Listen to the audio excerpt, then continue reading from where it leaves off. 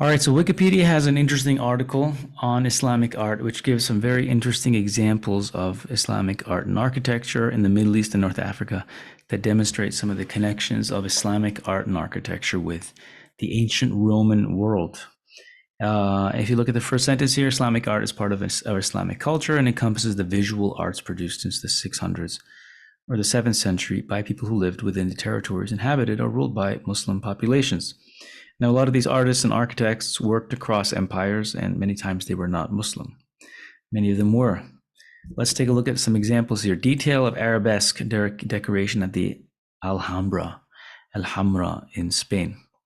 Now, if you look at what they are referring to here, this is the top of, if you look at Roman architecture, if you look at the Alhambra,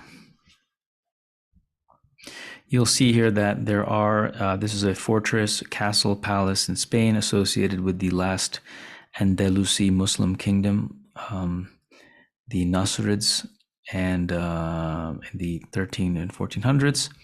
And a lot of the architecture in the interior resembles Spanish and ancient Roman architecture. So you have these pillars, and on top of it, the Capitol. This is that little brick piece on top of that. What connects, and then above the Capitol, you have these arches. Now the image of pillars, arches, and then between it, a Capitol, or this, it looks, this is the Capitol, this little piece at the very top. Not so much this brick over here.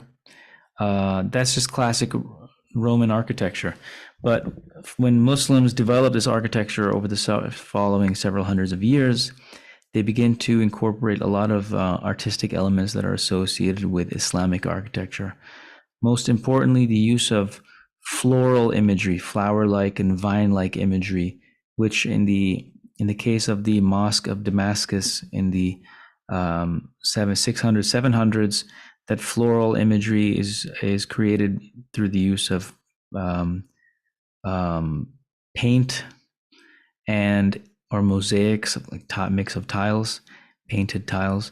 In this case, it's these stone masons, people who work on stone, who are able to create this kind of floral, vine-like imagery in the actual arch itself.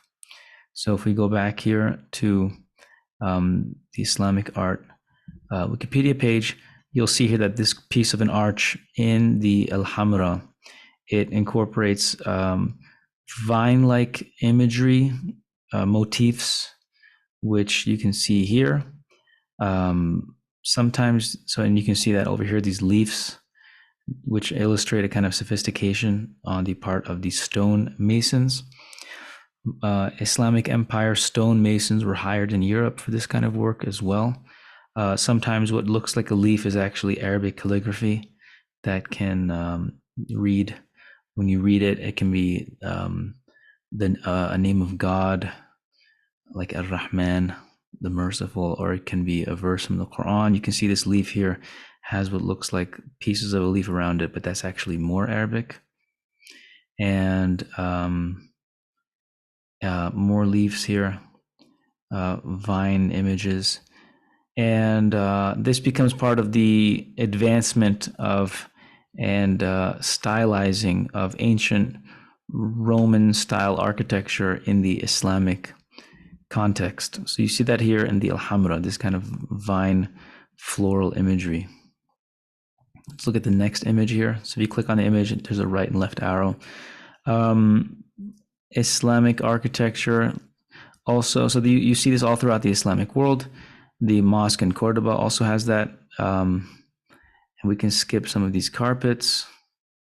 But a lot of Islamic art and architecture sometimes creates a floral or vine-like image, either using painted tiles where they actually represent a flower, but sometimes the calligraphy of the Quran or supplication, dua, can be used to create floral imagery, stylized imagery.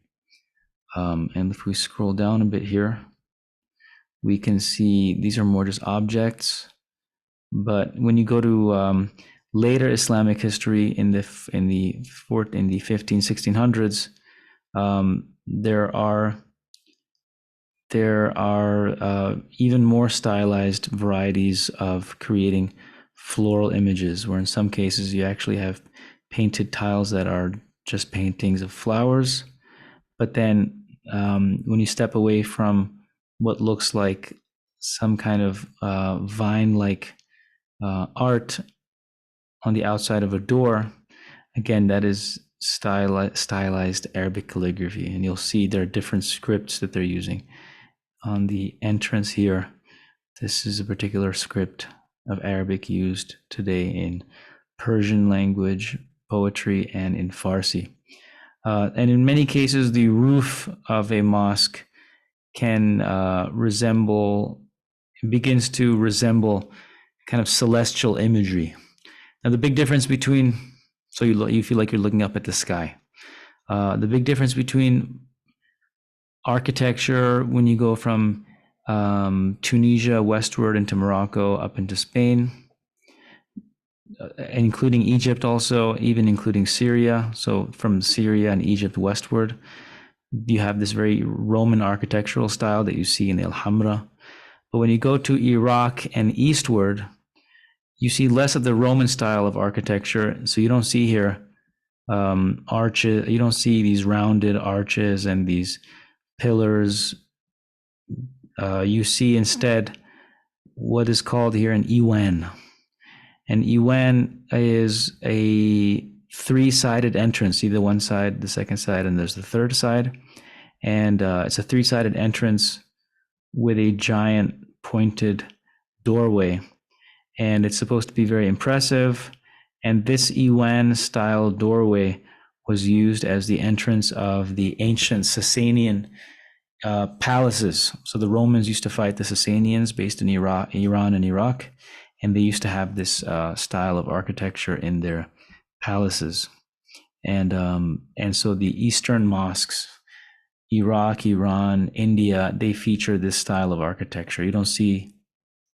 So this is one of the entrances of a major mosque in Afghanistan.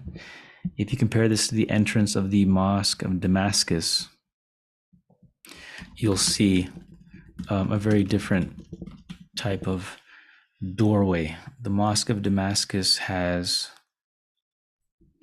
let's take a look at the Mosque of Damascus.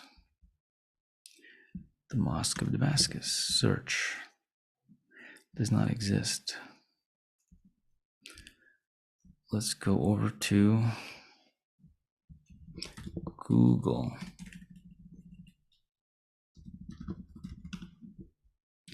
Mosque of Damascus. The Umayyad Mosque. The Umayyad Mosque here has an entrance that looks very different from the entrance that we just saw. Here's the Mosque of Damascus in black and white. And you'll see here it has these pillars and these arches with the capital. And this becomes one big arch. That is very different from that three-sided entrance that we saw previously. The Sassanian Palace still exists. Part of it still exists in Iraq today. And here is that entrance. So this looks like the entrance of an Eastern mosque, and this is the model for that. You would walk in here, and there would be a three-sided entrance, 1, 2, and 3, and then you'd walk into the doorway. There are different artists who try to recreate an image of what this mosque would look like. So let's go back to the Wikipedia page of Islamic art and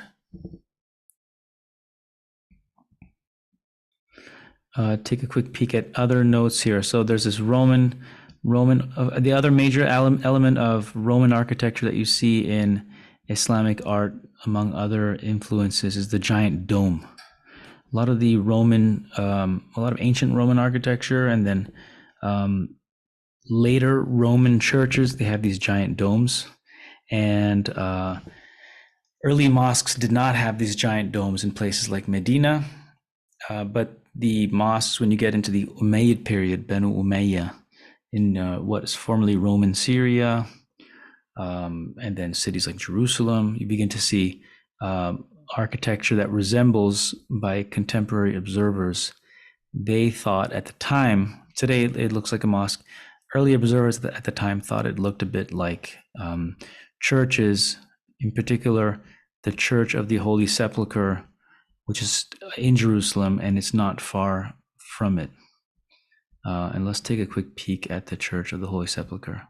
Before we do, you can see here how some of the Eastern mosques, Uzbekistan, they don't have, again, they don't have these pillars and arches. It's a different type of pointed style arch, and there's no pillar. It's more of a three-sided entrance, one, and then the top is considered two, and then three on the other side, and then you would enter the doorway. It's supposed to illustrate that you are entering a kind of sacred or royal place. But later mosques in the East do adopt the domes that you see in the Western side of the Islamic world, which again have their origins stylistically in Roman architecture. So the Church of the Holy Sepulchre exists in Jerusalem, and it existed walking distance from the Dome of the Rock, and the Dome of the Rock resembles it in many ways. So also in Jerusalem. So you can see here that the Roman architectural style that is found in the churches of Jerusalem, in Roman Jerusalem, Roman Syria, Roman Damascus, they are used in the architectural style of the mosques of Rome, of Islamic Syria, Islamic Jerusalem. Very interesting.